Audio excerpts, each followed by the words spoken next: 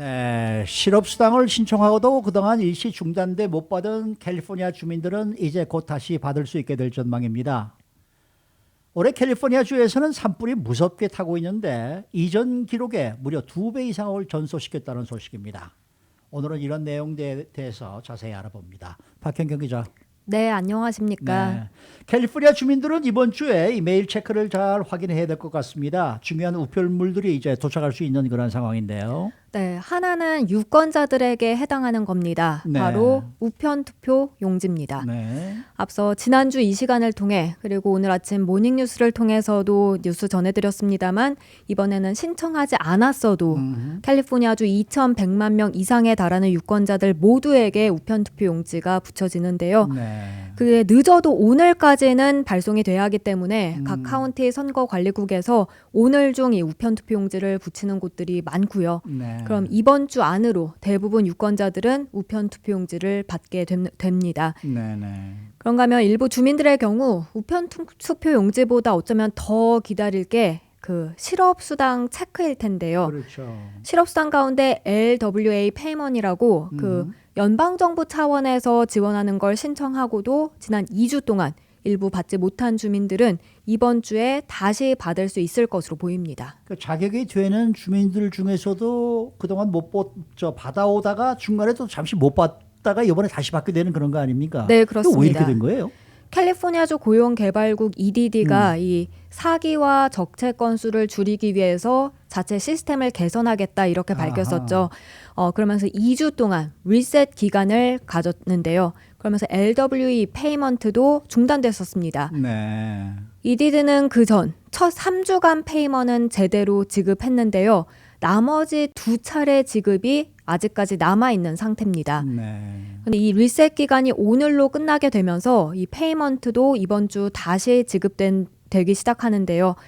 자격 조건이 되는, 그래서 이전에 이미 $300를 받은 주민들의 경우 이번 주 주말 가까이 즈음 해서 이를 다시 받아볼 수 있겠습니다. 이렇게 받는 캘리포니아 주민은 300만 명 이상에 달합니다. 이게 주당 $300씩인데 2주가 밀렸으면은 $600를 받게 되는 거죠. 네, 맞습니다. 네. 2주치 $600를 지급받습니다.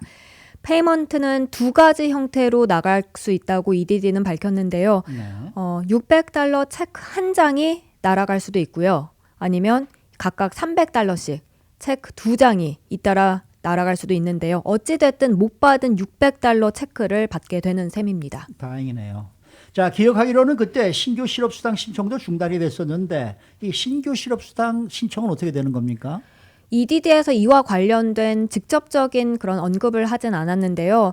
근데 말씀하신 대로 이 시스템을 개선하는 2주 동안만 신규 실업수당 신청을 받지 않겠다 이렇게 밝혔기 때문에 원래대로라면 오늘 그 기간이 끝나게 되면 신규 실업수당도 신청할 수 있을 전망입니다. 그 시스템을 개선했다고 하는데 이제 실업수당 사기가 줄어들고 적체된 신청 건수가 해소된다 가능할까요? 네, 일단 캘리포니아주 EDD는 그 IDMe라는 그 신분을 한층 철저하게 검증하는 기술 툴을 오늘 런칭하는데요. 아하. 이 툴이 확실히 남의 신분을 도용해서 실업수당 받아가는 그런 사기를 줄일 수 있을 것이라고 EDD는 밝혔습니다.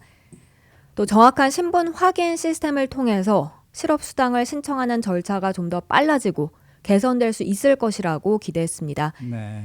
다만 EDD는 오늘 트위터에 한 글을 올렸는데요. 그 사기에 대한 경각심을 일깨우는 트윗이었습니다. 네. 실업수당을 신청하지도 않았는데 EDD로부터 메일을 받거나 문자 메시지를 받는다면 그건 사기의 증거일 수 있다고 EDD는 밝혔습니다. 네. 그래서 만약 관련 사기에 대해서 좀 더 자세히 알고 싶거나 이런 사기를 보고하고 싶다면 EDD 웹사이트 거기에서도 Fraud and Penalty 섹션에 가서 보면 되겠습니다. 네. 자, 다음은 캘리포니아주 이 산불 소식으로 넘어가 보겠습니다. 남가주에는 요즘 이 산불로 인한 영향을 크게 느끼지는 못하고 있는데 앤젤리스 구기름에서 발생한 밥캣 산불 여전히 지금 불타고 있는 건 사실이죠? 네, 진화가 많이 되긴 했습니다만 네. 여전히 타고 있습니다. 심지어 어제는 전소 면적이 더 늘어났습니다. 110에이커가 더 불타면서 밥캣 산불로 전소된 면적은 15,000 758에이커입니다. 네. 진화 작업에 나섰던 그 소방관 수를 점차 줄여 나가면서 이렇게 전소 면적이 좀 더 커진 것으로 보입니다. 하지만 진화율은 88%로 90% 가까이, 그래서 좀 상당한 진척이 있었다 이렇게 볼 수 있고요. 완전 진화 예상일은 여전히 이달 30일인데 네. 그전 그래도 진화되지 않을까 좀 기대해 볼 수 있는 상황입니다. 밥캣 산불은 그나마 다행입니다. 근데 이 캘리포니아주 전체로 보면은 지금 산불 상황이 역대 최악이라면서요. 네, 그렇습니다. 네. 북가주 쪽 산불 상황이 글쎄 심각합니다. 오늘 아침 북가주에 대피령 내려진 지역이 좀 더 확대됐다는 뉴스가 새로 들어오기도 했고요. 이 북가주 산불 확산세가 계속되면서 어제 새로운 이정표 하나가 세워졌는데요. 올 산불 시즌 캘리포니아주에서 불탄 면적은 400만 에이커를 넘어섰다는 것이었습니다. 네. 이게 역대 최악인 정도를 벌써 훨씬 넘어섰다. 그전 기록의 2배 이상이다. 이런 얘기예요. 네, 맞습니다. 400만 에이커. 사실 감이 잘 안 오는 숫자인데요. 네. 이전까지 캘리포니아주 역대 최악의 시즌은 2년 전인 2018년도였습니다. 그때 전소된 전체 면적은 180만 에이커였습니다. 그런데 그의 2배 이상이 됐으니까요. 역대 최악 중에서도 얼마나 최악을 기록한 건지 아시겠죠? 그리고 이렇게 전소 면적을 보통 우리가 어느 도시의 몇 배 수준으로 불탔다 이렇게 많이들 비교해서 전해드리는데요. 네. 이번 400만 에이커는 도시가 아니라 한 주와 비교 대상이 됐습니다. 예전에는 뭐 한 2, 3주 전만 해도 뭐 LA의 10배다 무슨 뭐 서울의 무슨 뭐 5배다 뭐 이런 식으로 비교를 했는데 네. 이제는 그게 아니라 주로 나가야 된다는 얘기예요. 주. 네, 어느 주냐면 커네티컷주. 아이고. 커네티컷주보다 더 넓은 면적이 불탄 것으로 나타났습니다. 네. 전소 면적은 그렇고 인명 피해는 어떻습니까? 네, 캘리포니아주 산불 산림 보호국에 따르면 지금까지 산불로 31명이 숨졌는데요. 31명. 이도 상당한 주민들이 목숨을 잃은 거긴 한데 근데 인명 피해로만 따져보면 네. 2018년보다는 그래도 적은 숫자입니다.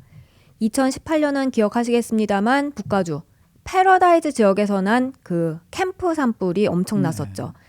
그때 산불이 마을 하나를 통째로 집어삼키면서 인명 피해가 어마어마했는데요.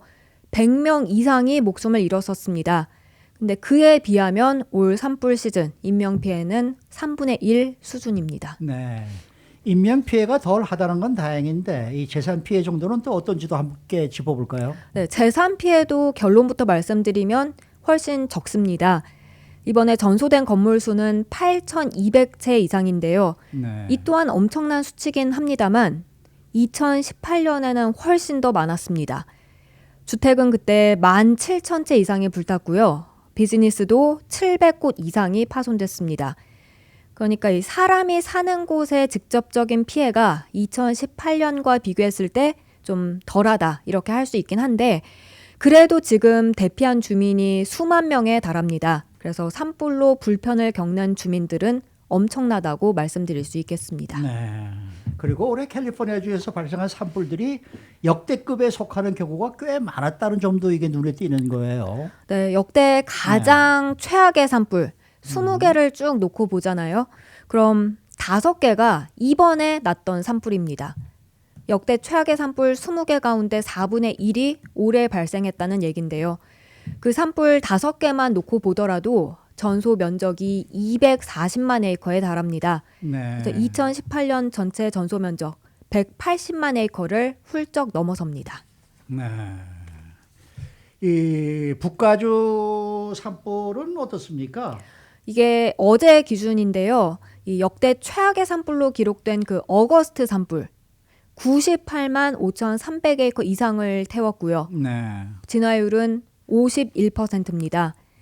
그리고 올 시즌 초반에 사실 상황이 가장 심각했던 2개 산불 역시 북가주에서 났는데 그게 SCU와 LNU 라이트닝 컴플렉스 산불 기억하시죠? 네. 여러 개 카운티에 걸쳐서 곳곳에서 났던 그랬었죠. 산불이 합쳐지면서 커다란 산불로 번졌는데요. SCU 산불로는 39만 6,600에이커, LNU는 36만 3,200에이커 이상 태우고 두 산불은 그래도 지금은 다 진화된 상태입니다. 시에라 구규림에서 발생한 크릭 산불, 이건 31만 5,400에이커 전소시켰고 진화율 62% 보이고 있습니다. 그리고 15명의 목숨을 앗아간 노스 컴플렉스 산불은 31만 7,500에이커 전소하고 83% 진화율 보이고 있습니다.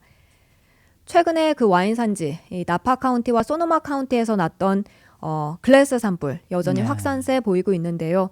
6만 5천 에이커 전소시키고 진화율은 26% 나타내고 있습니다.